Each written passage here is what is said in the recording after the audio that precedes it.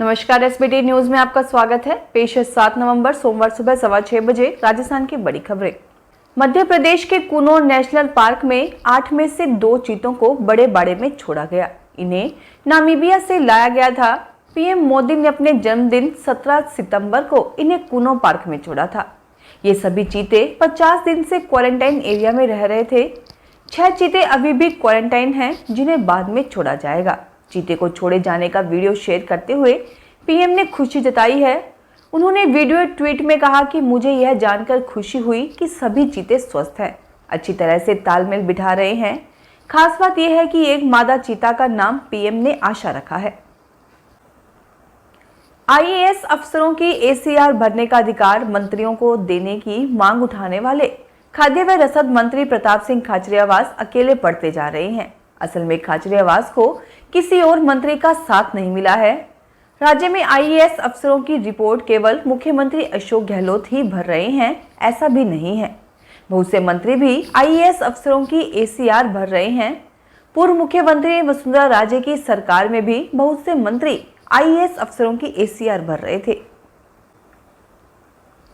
जयपुर नगर निगम greater में mayor candidate announce होने के बाद अब भाजपा के 3 वर्तमान और 2 पूर्व विधायकों कालीचरण सराफ, अशोक लाहौटी, नरपत सिंह राजवी, पूर्व विधायक राजपाल सिंह शेखावत और कैलाश वर्मा की साख दांव पर लग गई है। इन विधायकों की सांसें इसलिए भी ऊपर नीचे हो रही है क्योंकि 25 से ज्यादा पार्षद अब भी चोमू के रिसोर्ट में की गई बाड़ेबंदी से दूर हैं। ऐसे में विधायकों को अब क्रॉस वोटिंग का डर सताने लगा है। राजस्थान माध्यमिक शिक्षा बोर्ड की ओर से राज्य स्तरीय प्रतिभा खोज परीक्षा के लिए विलंब शुल्क के साथ आवेदन करने की लास्ट डेट आज 7 नवंबर है। आवेदन फॉर्म स्कूल के माध्यम से बोर्ड कार्यालय को भिजवाने होंगे।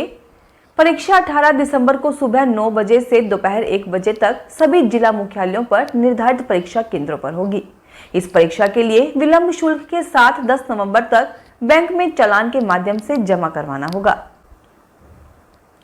राजस्थान में वीर सपूत हेमू कालानी जन्म शताब्दी वर्ष के मौके पर राज्य स्तरीय रथ यात्रा का कार्यक्रम 17 दिसंबर से राजधानी जयपुर से शुरू होगा। अजमेर में आयोजित बैठक में जन्म शताब्दी आयोजन समिति व सिंधु सभा के प्रदेशाध्यक्ष मोहनलाल वाधवानी एवं प्रदेश महामंत्री ईश्वरलाल मोरवानी की मौजूदगी में उक्त आशय का निर्णय लिया गया। तिरुमाला तिरुपति देवस्थानम ने पहली बार मंदिर की कुल संपत्ति की घोषणा की है। मीडिया रिपोर्ट्स के मुताबिक शनिवार को श्वेत पत्र जारी किया गया है, जिसमें बताया गया है कि मंदिर का करीब 5300 करोड़ का 10.3 टन सोना और 15,938 करोड़ नगद राष्ट्रीयकृत बैंकों में जमा है। मंदिर की कुल संपत्ति 2.26 लाख करोड़ की है। ट्रस्ट के कार्यकारी अधिकारी ए.वी. धर्म रेड्डी ने बताया कि वर्तमान ट्रस्ट बोर्ड ने 2019 से अपने इन्वेस्टमेंट गाइडलाइंस को मजबूत किया है। 2019 में कई बैंकों में 13,025 करोड़ नगद था, जो बढ़कर 15,938 करोड़ हो गया है। संडे की छुट्टी होने से चित्तौड़गढ़ दुर्ग पर पर्यटकों श्रद्धालुओं का भारी रैला उमड़ पड़ा। चित्तौड़गढ़ किले पर रविवार का दिन होने से सामान्य दिनों से पर्यटकों की भीड़ ज्यादा देखने को मिली। सुबह से ही देसी विदेशी पर्यटक घूमते नजर आए। किले पर दीपावली के बाद से ही गुजराती पर्यटकों का आना जाना शुरू हो चुका था। गुजराती पर्यटकों की संख्या दीपावली के बाद भी महीने भर तक बहुत ज्यादा रहती है। वहीं सर्दी की दस्तक के साथ ही फॉरेनर्स की संख्या भी बढ़ती जा रही है। पर्यटकों के अलावा भी चित्तौड़गढ़ लोकल से भी टूरिस्ट छुट्टी मनाने या पिकनिक मनाने के लिए चित्तौड़गढ़ दुर्ग को ही चुनते हैं। राजस्थान की राजनीति में मुख्यमंत्री पद को लेकर मची रार का पटाक्षेप करने के लिए कांग्रेस के सांसद राहुल गांधी जयपुर आ सकते हैं। राहुल गांधी की भारत जोड़ो यात्रा 3 दिन पहले 3 दिसंबर को झालावाड़ जिले में प्रवेश करेगी। भारत जोड़ो यात्रा मार्ग प्रबंधन के लिए राहुल गांधी की प्रतिनिधि सुशांत मिश्रा झालावाड़ पहुंच चुके हैं। जयपुर शहर, जयपुर ग्रामीण, सीकर, अजमेर, दौसा, अलवर जैसी 6 लोकसभा सीटें जुड़ी हुई हैं। 19 विधानसभा सीटें भी हैं। 2023 में राजस्थान में चुनाव होने हैं। दूदू, अजमेर, चोमू, सीकर, जमवा, रामगढ़, दौसा, बस्ती दौसा, बानसूर जयपुर ग्रामीण में आती है। राहुल गांधी के जयपुर आने पर राजस्थान की करीब 15 से 20% सीटों पर असर होने की संभावना है। जयपुर संभाग के हिसाब से अलवर, सीकर, झुंझुनू, दौसा जिलों की करीब 30 विधानसभा और 4 लोकसभा सीटें और कवर होंगी। जाड़े में तेलों की मांग बढ़ने और विदेशी बाजारों में खाद्य तेल महंगा होने से खाने के तेलों में ठहराव के बाद एक बार फिर तेजी का दौर शुरू हो गया है। तेल तिलहन बाजार में सरसों, सोयाबीन और मूंगफली तेल तिलहन, सीपीओ, पामोलिन और बिनोला तेल कीमतों में बढ़ोतरी दर्ज की गई है। विदेशी बाजारों में हल्के खाद्य तेलों की मांग होने और इसके मुकाबले आपूर्ति कम होने से खाने के तेल की कीमतों में वृद्धि देखी जा रही है। तेल व्यापारियों का कहना है कि सूरजमुखी और सोयाबीन तेल के शुल्क मुक्त आयात का कोटा निर्धारित किए सरसों मिल डिलीवरी 42% तेल कंडीशन के भाव 7,000 रुपए प्रति क्विंटल तक जा पहुंचे हैं। बढ़ती महंगाई से आम लोगों के लिए दिनों दिन मुश्किलें बढ़ती जा रही है और सब्जियों से लेकर FMCG उत्पाद भी महंगे होते जा रहे हैं। अब इसी कड़ी में सीमेंट कीमतों को लेकर खबर आई है। अभी पिछले महीने ही सीमेंट के दामों में 3 से 4 रुपए प्रति बैग का इजाफा कर चुकी कंपनियों ने एक बार फिर सीमेंट के दामों में बढ़ोतरी करने की तैयारी कर ली है। मीडिया रिपोर्ट के अनुसार सीमेंट कंपनियां नवंबर में कीमतों में 10 रुपए से 30 रुपए प्रति बैग की बढ़ोतरी करने की योजना बना रही हैं। जयपुर नगर निगम ग्रेटर मेयर चुनाव को लेकर बीजेपी ने चोमू पैलेस में भाजपा पार्षदों की बाड़ाबंदी कर रखी है। इस बाड़ाबंदी में पार्षदों की संख्या में भी आज इजाफा हुआ है। 73 से ज्यादा पार्षद होटल की बाड़ाबंदी में मौजूद हैं, तो वहीं इस बाड़ाबंदी की पूरी जिम्मेदारी बीजेपी प्रवक्ता रामलाल शर्मा के नेतृत्व में सौंप रखी है। विधायक कालीचरण सराफ, अशोक लाहौटी, नरपत सिंह राजवी भी होटल पहुंचे हैं, जहां पार्षदों को पाठ पढ़ा रहे हैं।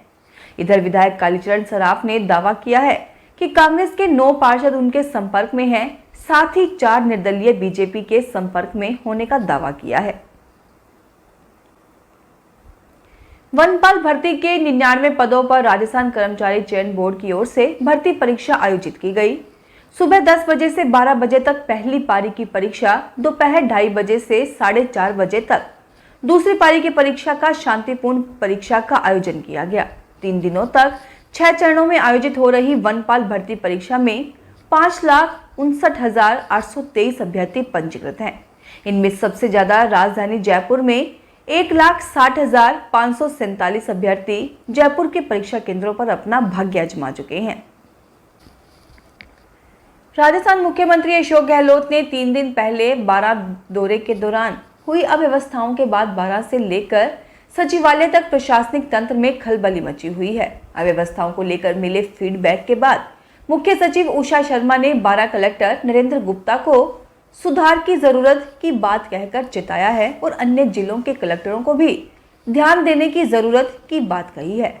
मुख्य सचिव ने बारां कलेक्टर गुप्ता को यह नसीहत शनिवार शाम को IAS अफसरों के सोशल मीडिया ग्रुप पर मैसेज के जरिए दी है। राजस्थान शिक्षा विभाग में करीब 2 महीने से चल रहा तबादलों का दौर अब थमने वाला है। शिक्षा मंत्री डॉक्टर BD कल्ला ने कहा कि अब तबादलों पर 1-2 दिन में ही रोक लगने वाली है। शिक्षण सत्र में पढ़ाई सुचारू रूप से चलाने के लिए यह जरूरी है। डॉक्टर कल्ला ने कहा कि तृतीय श्रेणी शिक्षकों के तबादलों के लिए अलग अलग राज्यों की नीतियों का अध्ययन चल रहा है। इसके बाद एक नीति को अंतिम रूप देकर कैबिनेट से स्वीकृति के बाद तबादले किए जाएंगे। सरकार परीक्षा में हो रही नकल को रोकने के लिए पूरे प्रयास कर रही है, लेकिन नाकाम होती नजर आई है, क्योंकि नकल करने वाले नए तरीके से नकल करने से बाज नहीं आ रहे हैं। रविवार के दिन वनपाल की परीक्षा आयोजित की जा रही है। 2 पारियों में परीक्षा ली जाएगी। परीक्षा को लेकर जिला कलेक्टर से लेकर प्रशासनिक अधिकारी परीक्षा पर विशेष निगरानी बनाए बैठे हैं। राजकीय उच्च माध्यमिक विद्यालय रामगढ़ में पहली पारी में वनपाल की परीक्षा आयोजित की गई। प्रत्येक परीक्षार्थियों की परीक्षा सेंटरों पर प्रवेश लेने से पहले गहनता से जांच की गई। फिलहाल इस बुलेटिन में इतना ही। फिर हाजिर होंगे और बड़ी खबरों के साथ। अगर आप भी अपने आसपास की छोटी बड़ी और महत्वपूर्ण खबरों से अपडेट रहना चाहते हैं तो सब्सक्राइब कीजिए हमारे चैनल SPT न्यूज को और प्रेस कीजिए बेल आइकन पर।